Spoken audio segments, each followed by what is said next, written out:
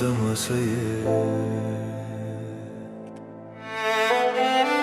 iert ce-a fost și ce m-a dur, iert tot ce n-am înțeles.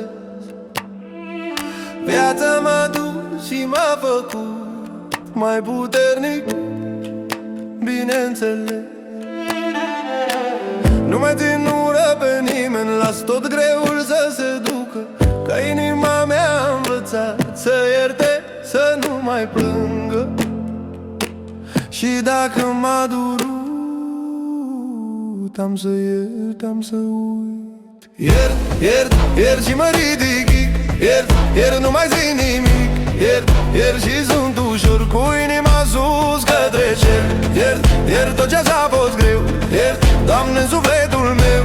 Iert, iert și mă simt ușor, că sunt liber din nou de orice dor. Iert vorba spusă fără rost, iert clipa care a trecut, chiar dacă în sufletul meu a fost un dor ce m-a ținut. Știu că și eu am greșit pe drumul meu prin lume, dar azi aleg liniștit să nu mai por greul cu mine. Tot ce-a fost s-a dus, nu mai privesc înapoi. Iert, iert, iert și mă ridic, iert, iert, nu mai zic nimic. Iert, iert și sunt ușor, cu inima sus către cer. Iert, iert tot ce-a fost greu. Iert, Doamne, în sufletul meu. Iert, iert și mă simt ușor, că sunt liber din nou de orice dor.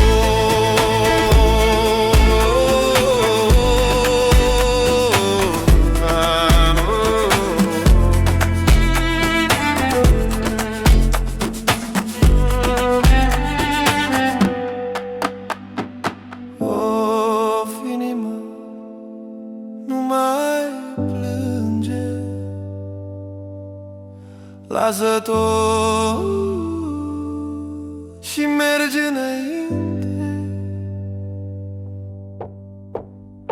Iert, iert, iert și mă ridic. Iert, iert, iert, nu mai zic nimic. Iert, iert și sunt ușor, cu sufletul dus către cer. Iert, iert și sunt împăcat. Iert, iert cu Dumnezeu. Iert, iert și mă simt ușor, că în mine e pace și dor.